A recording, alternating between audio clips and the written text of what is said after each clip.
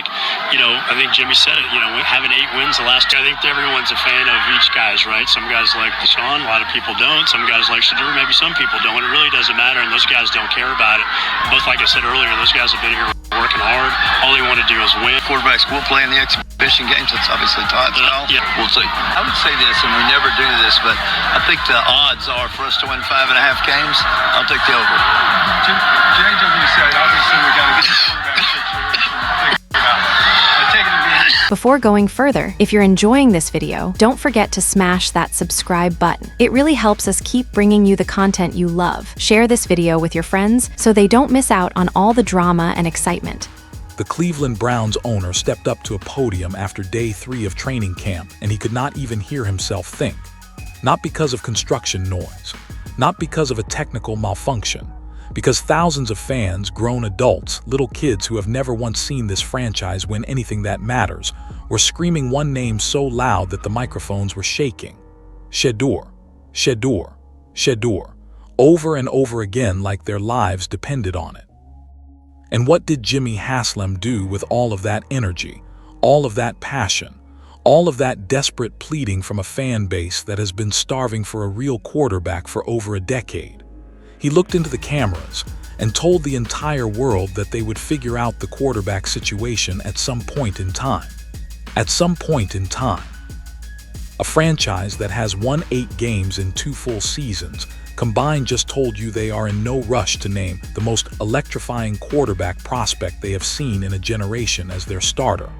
And what I'm about to break down for you right now is going to make you realize this is not incompetence. This is something far worse. Welcome to Gridiron Ground. And today, we are ripping the cover off everything the Cleveland Browns front office does not want you to see. Before we go any further, I need you to do one thing for me right now. Drop a single emoji in the comments. If you think Shedeur Sanders should already be named the starter, drop a football emoji. If you think the Browns are about to fumble another generational talent, drop a clown emoji. I want to see that comment section light up because what I am about to tell you is going to change the way you look at this entire franchise. Now let me set the table.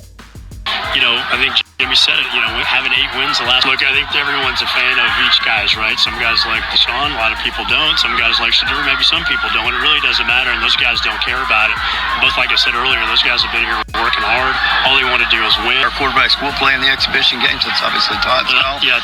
We'll see. I would say this, and we never do this, but I think the odds are for us to win 5.5 games.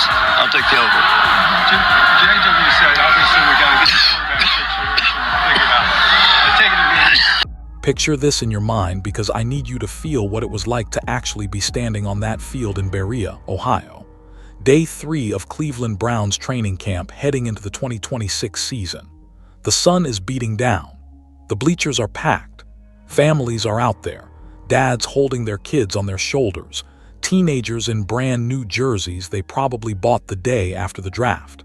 And then Shedeur Sanders walks onto that practice field. What happens next is not something you read about in a press release. It is not something that shows up cleanly in a box score or a stat sheet. What happens next is a sonic event. The noise that erupted from that crowd was so deafening, so raw, so overwhelmingly electric that reporters standing 10 feet from the podium microphones could not hear the questions being asked during the post-practice press conference. That is not me adding drama to make this sound better than it was. That is literally what happened.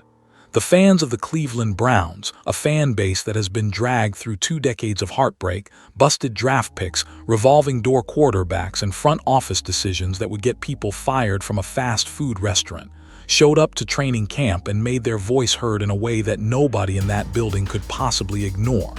Shedeur, Shedeur, Shedeur. It was a chant. It was a demand.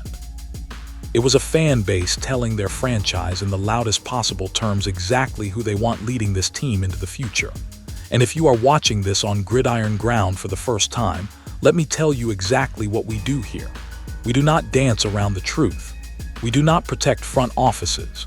We do not carry water for owners who treat their fans like an inconvenience. We tell you exactly what is happening, why it is happening, and who is responsible. And if that is the kind of content that hits different for you, Take 1 second right now and subscribe to Gridiron Ground, because the stories we are about to cover this season are going to be unlike anything you have seen on this platform. Now back to Cleveland, because the roar from that crowd told you everything you need to know about where this fan base stands. They are not confused. They are not divided. They are not sitting on the fence waiting to see how preseason games play out. They have already decided. Shedeur Sanders is their quarterback, and the only people in the entire organization who have not made that same decision are the people sitting in the front office suites making 6- and 7-figure salaries to run this franchise. The disconnect between what the fans want and what the front office is willing to commit to is not a gap. It is a canyon. And on one side of that canyon, you have a passionate, loyal, emotionally invested fan base that has earned the right to demand better through decades of suffering. And on the other side, you have Jimmy Haslam, Andrew Berea, Todd Monken, and a collection of executives who cannot even agree on which one of them is supposed to make the most important decision this team will face all year. But that was only the beginning of what went wrong at that press conference. Because what Jimmy Haslam said next made the crowd noise sound like a whisper compared to the alarm bells, it should have been setting off across the entire NFL. Before going further, if you're enjoying this video, don't forget to smash that subscribe button. It really helps us keep bringing you the content you love. Share this video with your friends so they don't miss out on all the drama and excitement. Jimmy Haslam stepped up to that podium with every camera in Cleveland pointed at his face, and every reporter in the building ready to ask the only question that matters. Who is your starting quarterback? And the answer he gave should be studied in business schools as a textbook example of how not to communicate with the people who pay your bills. He said, and this is a direct quote, "We all know that the quarterback position is something we need to figure out at some point in time. At some point in time." Let those words marinate for a second because they reveal everything about how this organization thinks. This is a franchise that, by its own admission, has won 8 games across 2 entire NFL seasons. 8. Not 8 in a down year. Not 8 during a rebuilding phase where you are stockpiling draft picks and playing for the future. 8 wins total across 2 full 16-game-plus seasons of professional football. Jimmy Haslam himself stood at that same podium and said that record is unacceptable. His word, unacceptable. And yet when asked about the single most important decision that will determine whether that unacceptable record changes in 2026, his answer was that they will get around to it at some point in time.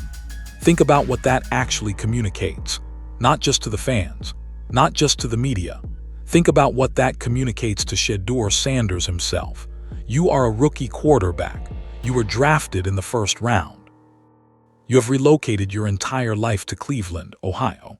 You are showing up early, putting in the work, electrifying practice sessions, doing every single thing that has ever been asked of a young quarterback trying to earn a starting job. And the owner of your team just told the world on camera that figuring out whether you start is not an urgent priority. That is not patience. That is not process. That is organizational negligence wrapped in a suit and tie and delivered with a smile. Because here is what at some point in time actually means when you strip away the PR polish and the carefully rehearsed coach speak. It means we do not want to make this decision yet. It means we are not ready to deal with the consequences of this decision. It means we know what the right answer is, but saying it out loud creates problems we would rather avoid for as long as possible. And the problem they are trying to avoid has a name and a contract. Deshaun Watson. Every single day that Jimmy Haslam delays naming Shedeur Sanders the starting quarterback is a day that he does not have to fully publicly acknowledge that the Deshaun Watson experiment was a catastrophic, franchise-damaging, historically embarrassing failure. And that delay is not about football. It is not about competition. It is not about letting the best man win. It is about protecting egos, protecting reputations, and protecting the people who made the decision to hand Deshaun Watson one of the largest fully guaranteed contracts in NFL history. The fans deserve better than at some point in time. Shedeur Sanders deserves better than at some point in time. And frankly, the entire NFL deserves better than watching one of its oldest, Most storied franchises treat the most important position in sports like a problem they will get around to eventually. But the non-answer from Haslam was only one layer of this disaster. Because when reporters tried to dig deeper, tried to find out who actually holds the authority to make this call, what they uncovered was somehow even more disturbing. This is the part that should genuinely scare every single Browns fan watching this right now. Because the dysfunction at the top of this organization is not just about one bad quote or one awkward press conference moment. It is structural. It is baked into the way this franchise makes decisions. And what happened when reporters started asking who actually has the final say on the quarterback decision exposed a level of organizational confusion that would be comical if the stakes were not so high. Here is exactly what went down. Jimmy Haslam, the owner, the man who signs every check and sets the direction for this entire franchise, was asked point blank who makes the call on the starting quarterback. His answer was that Andrew Berea, the general manager, and Todd Monken, the head coach, have to play a big role in that decision. Not the role, not the final say, a big role. As if there are other unnamed forces and influences involved in this decision that the owner is not willing to discuss publicly. So the reporters go to Andrew Berea. And Berea, the general manager, the man whose literal job description includes building the roster and making personnel decisions, reportedly defers to Todd Monken. It is a coaching decision. It is about what happens on the field. That is the GM's position. So now the reporters go to Todd Monken, the head coach. The man who actually calls the plays and runs the offense. The man who will win or lose games based on whoever is taking snaps under center in week 1. And Monken says the players will decide it. It is about what they do on the football field. Their performance will dictate who starts. One decision. The single most important decision this franchise will make all year. And 3 different men in 3 different positions of authority gave 3 completely different answers about who is responsible for making it. The owner points to the GM and the coach. The GM points to the coach. The coach points to the players. Nobody owns it. Nobody claims it. Nobody is willing to stand up and say this is my call and here is how I am making it. And if you are part of the Gridiron Ground family, you already know what I am about to say. This is not a competition. This is a cover operation. This is 3 powerful men in an NFL front office playing a game of organizational hot potato with the most consequential decision of their professional lives. Because none of them wants to be the person who officially, publicly, permanently closes the book on the Deshaun Watson era. Because closing that book means admitting the whole thing was a mistake. It means acknowledging that the trade, the contract, the press conferences, the organizational commitment to Watson was wrong from the beginning. And that admission carries consequences. Career consequences, financial consequences, legacy consequences. So instead of making the call, instead of showing the kind of decisive leadership that winning franchises are built on, they pass the buck. They point at each other. They hide behind the word competition like it is a shield that protects them from accountability. And the person who pays the price for all of that cowardice is Shedeur Sanders, a young man who did nothing wrong, who earned his draft position, who is doing everything right at training camp, and who deserves to walk into that building every single day knowing exactly where he stands and exactly who is fighting for him.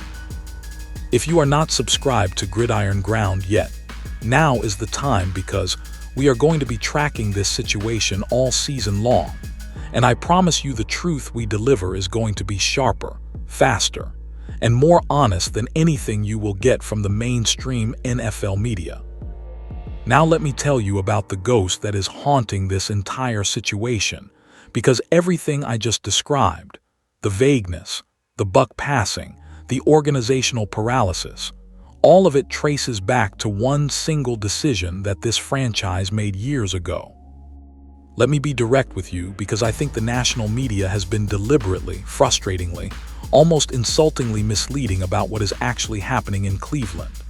The framing that has been pushed across every major sports network, every podcast, every talking head show is that there is a legitimate quarterback competition happening between Shedeur Sanders and Deshaun Watson.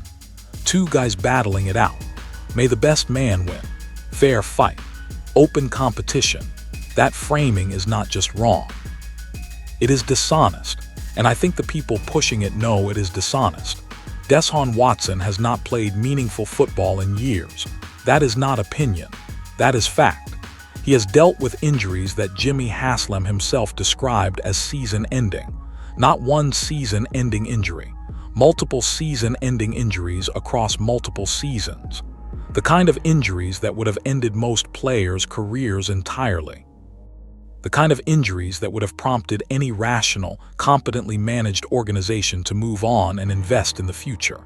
But the Cleveland Browns are not a rational, competently managed organization. Not when it comes to this. Because the Watson contract is not just a financial commitment. It is an emotional one. It is a reputational one. It is the single biggest bet this front office has ever made. Before going further, if you're enjoying this video, don't forget to smash that subscribe button. It really helps us keep bringing you the content you love. Share this video with your friends so they don't miss out on all the drama and excitement. And admitting that bet failed means admitting that the people who made it were wrong.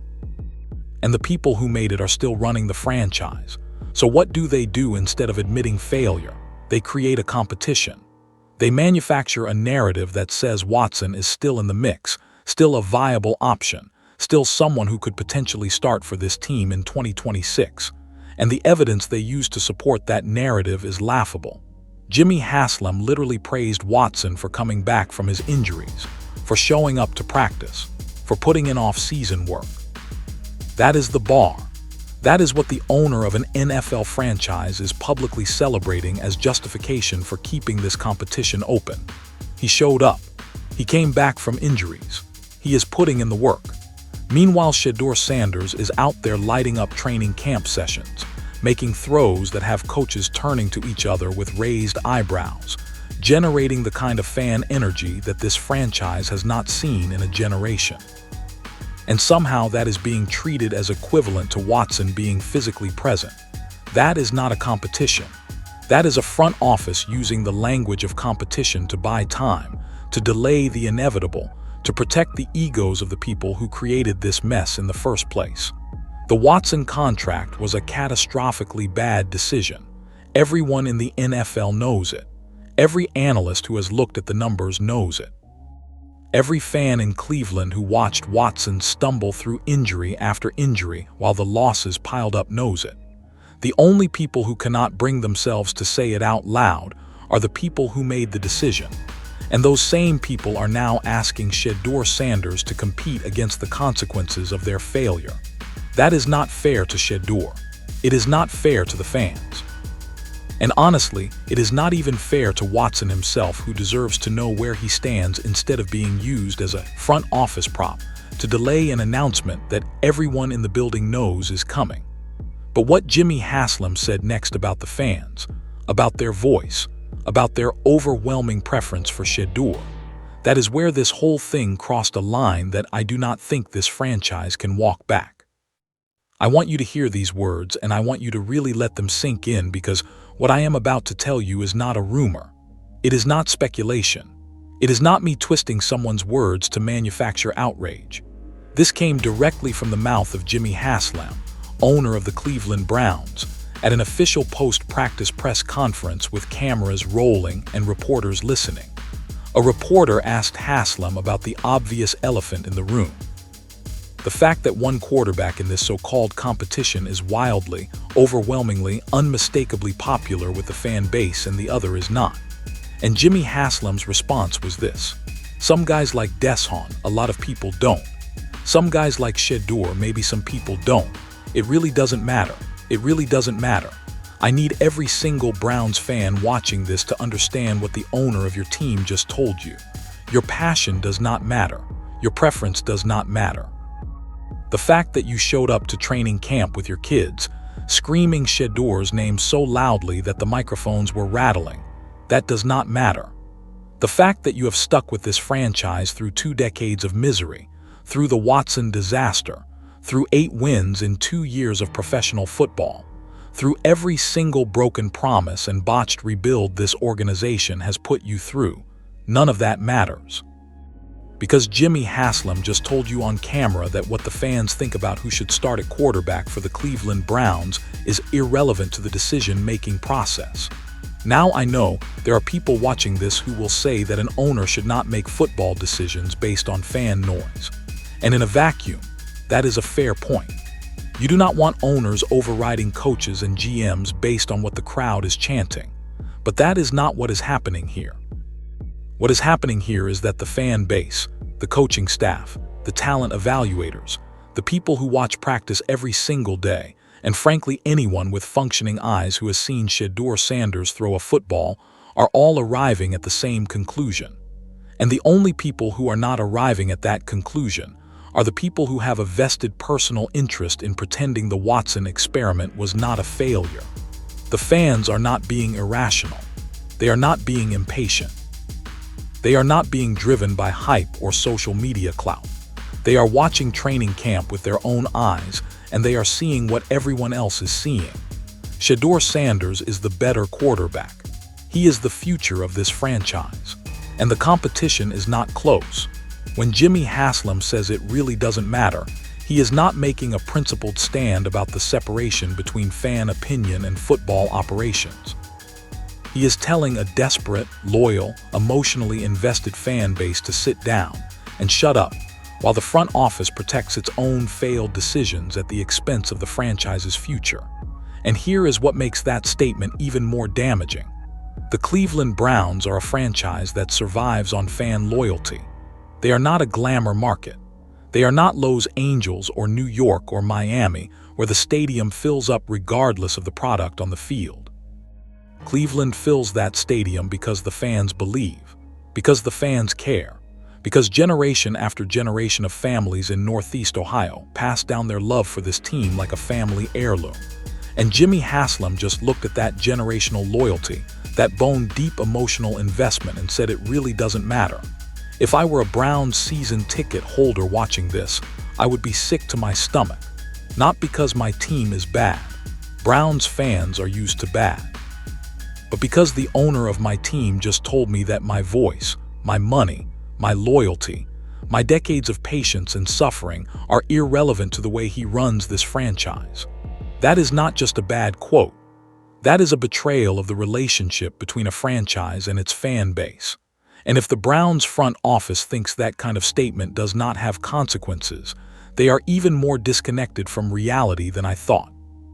But here is where I need to zoom out, because as infuriating as that single quote is, it is actually just one symptom of a much deeper, much more destructive pattern. Everything I have broken down so far, the vague non-answers, the blame circle, the protection of the Watson investment, the dismissal of the fan base, none of it happened in a vacuum. This is a pattern. And patterns are the most dangerous thing in professional sports because patterns do not fix themselves. They compound. They metastasize. They become organizational culture. And once dysfunction becomes culture, it takes a complete teardown to root it out. Think about the history here. Think about how the Cleveland Browns ended up in this position in the first place. The decision to pursue Deshaun Watson was not a careful, measured, strategically sound roster-building move. It was a panic play. It was a franchise that had been losing for so long, that had been so desperate for a franchise quarterback, that it convinced itself to ignore every red flag, every warning sign, every piece of evidence that said this is a bad idea. And they did not just sign Watson. They gave him one of the most Before going further, if you're enjoying this video, don't forget to smash that subscribe button. It really helps us keep bringing you the content you love. Share this video with your friends so they don't miss out on all the drama and excitement. fully guaranteed contracts in the history of professional football. They handed a player who had not taken a competitive snap in over a year the kind of financial commitment that is supposed to be reserved for proven, healthy, established superstars. And then they watched it collapse. The injuries came. The losses came. The empty seats came. And instead of acknowledging the mistake, cutting their losses, and rebuilding around a new plan, this organization doubled down. They kept Watson on the roster. They kept paying the contract. They kept telling the fan base to be patient, to trust the process, to believe that the investment would eventually pay off. And now here we are. The investment did not pay off. The process did not work. The patience was not rewarded. And instead of finally, cleanly, decisively closing that chapter and opening a new one with Shedeur Sanders, the Cleveland Browns are running a quarterback competition that is specifically designed to delay that closing for as long as humanly possible. This is not a one-time mistake. This is how the Cleveland Browns operate. This is the organizational DNA that has produced 2 decades of losing, 2 decades of quarterback carousel, 2 decades of fans showing up with hope in their hearts and leaving with nothing but frustration. The names change, the coaches change, the GMs change, but the pattern stays the same. Make a big, desperate, poorly thought out decision. Watch it fail. Refuse to acknowledge the failure. Delay the correction. Damage the next opportunity. And then start the whole cycle over again with a new coach, a new GM, a new quarterback, and the same fundamental inability to make decisive, accountable, forward-looking decisions. That is the pattern. And Shedeur Sanders is now standing directly in the path of it. He is the next opportunity. He is the next chance for this franchise to break the cycle. And the fact that the organization is already showing the same signs of vagueness, the same signs of buck passing, the same signs of protecting failed decisions instead of embracing new ones, should terrify every single person who cares about the future of the Cleveland Browns. Because patterns do not care about talent. Patterns do not care about draft pedigree. Patterns do not care about how loud the crowd screams your name at training camp. Patterns eat organizations alive from the inside out, and they do not stop until someone with real authority stands up and says enough. We are doing this differently starting right now. And so far, nobody in the Cleveland Browns front office has shown any sign of being that person. Which brings me to what all of this actually means for the young man at the center of this storm. I need every single person watching this on gridiron ground to understand something about quarterback development in the NFL, because it is the key to understanding why the way Cleveland is handling this situation is not just frustrating. It is actively dangerous to Shedeur Sanders' career trajectory. Young quarterbacks in this league do not develop in a vacuum. They develop inside systems. They develop inside cultures. They develop when organizations commit to them fully, publicly, without hesitation, and then build everything around giving them the best possible chance to succeed. Look at every successful young quarterback in the modern NFL. Look at the ones who walked into their first training camp and were told, "You are the guy. This is your team. We believe in you, and we are going to build this thing around your strengths." Those quarterbacks thrived, not because they were more talented than every other prospect, but because they were given clarity, they were given confidence, they were given the organizational commitment that allows a young player to take risks, to make mistakes, to grow without constantly looking over his shoulder wondering if the front office is going to pull the rug out from under him. Now look at the quarterbacks who walked into ambiguity. The ones who were told there is a competition, we will figure it out. At some point in time, we will make a decision. Look at what happened to them. Look at how many of those quarterbacks, players with first-round talent and legitimate NFL ability, were chewed up and spit out by organizations that could not or would not commit to them. The list is long, the list is ugly, and the list includes some of the most wasted talent in the history of professional football. Shedeur Sanders is standing at that exact crossroads right now. He has the talent, he has the work ethic, he has the crowd literally screaming his name. He has everything a young quarterback needs to succeed except the one thing that only the organization can provide: certainty. Certainty that this is his job. Certainty that the front office believes in him. Certainty that the competition is fair and that if he outperforms his competition, which by every visible metric he already is, he will be rewarded with the starting role. And right now, the Cleveland Browns are not giving him that certainty. They are giving him press conferences where the owner says they will figure it out at some point in time. They are giving him a front office where nobody can agree on who makes the decision.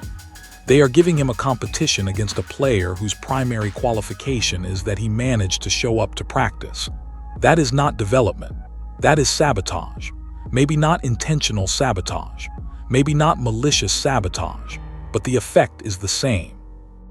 Every day that Shedeur Sanders spends in an environment where his standing is unclear, where the organizational commitment to his future is ambiguous, where the owner of the team publicly dismisses the fans' overwhelming support for him, is a day that chips away at the foundation he needs to build a successful NFL career. And here is what history tells us happens when franchises mishandle generational talent at quarterback. The talent does not disappear. The talent goes somewhere else. It goes to a franchise that recognizes it, commits to it, builds around it, and reaps the rewards for a decade or more. And the franchise that fumbled the opportunity spends the next 10 years explaining to its fan base why the best quarterback they ever had ended up winning championships somewhere else.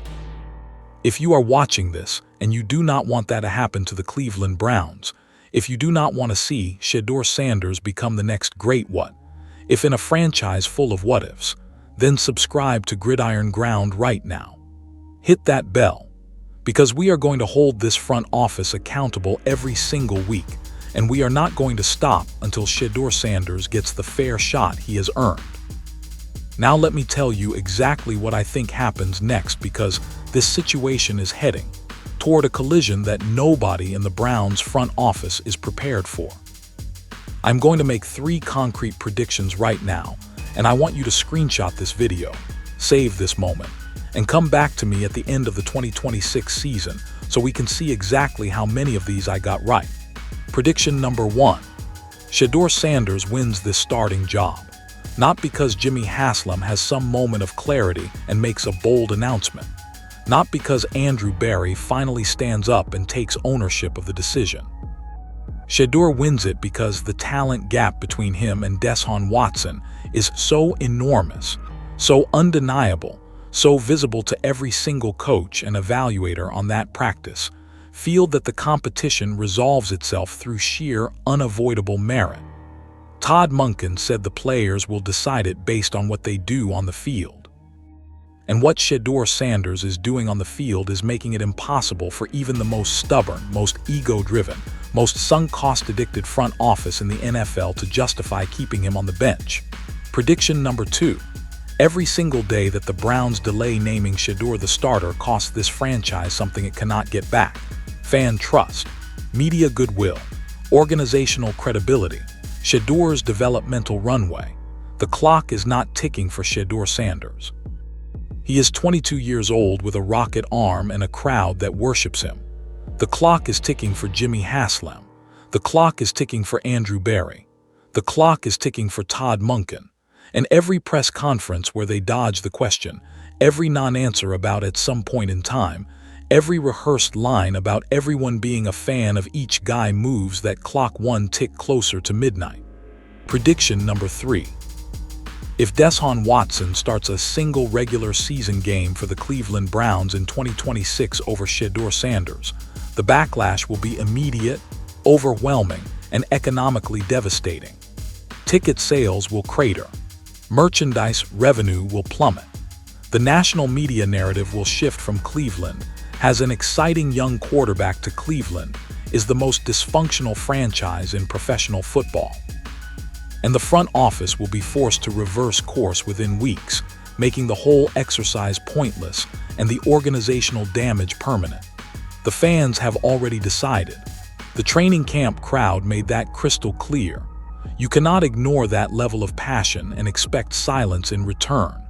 You cannot tell a fan base that their voice does not matter and expect them to keep buying jerseys.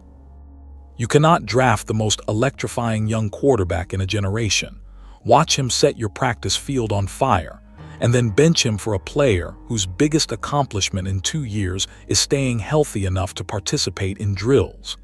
Now here is the doom prophecy that ties all of this together. Picture the Cleveland Browns 5 years from now if they continue down this path. Picture Jimmy Haslam in a boardroom trying to explain to a new generation of fans why this franchise, despite having everything it needed to turn the corner, still could not get it done. The answer will not be bad luck. The answer will not be bad players. The answer will be bad decisions. The same bad decisions. The same pattern. The same organizational inability to commit, to own, to lead. The same cowardice dressed up as process. The same vagueness dressed up as patience. And somewhere out there, playing for another franchise, winning games, winning awards, maybe winning championships, will be Shedeur Sanders, the quarterback Cleveland had, the quarterback Cleveland's fans begged for, the quarterback Cleveland's front office could not bring itself to fully believe in, because believing in him meant admitting that everything that came before him was a mistake. That is not a prediction I want to be right about. That is a prediction I am begging the Cleveland Browns to prove wrong. But proving it wrong requires something this organization has not demonstrated in a very long time: courage, decisiveness, accountability, and a willingness to tell Shedeur Sanders publicly, clearly, without qualification, "You are our quarterback and this is your team." The doom clock is ticking, and the only people who can stop it are the ones standing at podiums pointing at each other. So let me leave you with this. What is happening in Cleveland right now is not a quarterback competition. It is a test of whether this franchise has the organizational courage to break a pattern that has defined it for decades. A test of whether Jimmy Haslam, Andrew Berry, and Todd Monken can put aside their ego, their sunk cost calculations, and their rehearsed talking points long enough to do the obvious, undeniable, screaming from the rooftops right thing. Name Shedeur Sanders the starting quarterback and build this franchise around him. The fans have done their part. They showed up. They screamed his name. They told you exactly what they want. Now it is your turn. Now I need to hear from you. Drop a comment right now and tell me, do you believe the Cleveland Browns will do the right thing? Do you believe they will give Shedeur Sanders the clear, full, organizational commitment he deserves? Or do you believe this franchise is going to find a way to fumble another generational opportunity the same way they have fumbled every single one that came before it? Tell me where you stand. And if this video hit different, if this is the kind of real, unfiltered, no-holds-barred football content you have been looking for, then you already know what to do. Subscribe to Gridiron Ground. Hit the notification bell, because the Cleveland Browns story is far from over. The Shedeur Sanders story is just beginning, and Gridiron Ground is going to be here every single step of the way, telling you the truth that nobody else in this space has the guts to say out loud. I will see you in the next one. I think Jimmy said it, we having 8 wins the last year. I think everyone's a fan of each guy's, right? Some guys like Deshaun, a lot of people don't. Some guys like Shedeur, maybe some people don't. It really doesn't matter, and those guys don't care about it. Both, like I said earlier, those guys have been here working hard. All they want to do is win. Quarterbacks will play in the exhibition games. That's obviously Todd's call. Yeah. We'll see. I would say this, and we never do this, but I think the odds are for us to win 5.5 games. I'll take the over.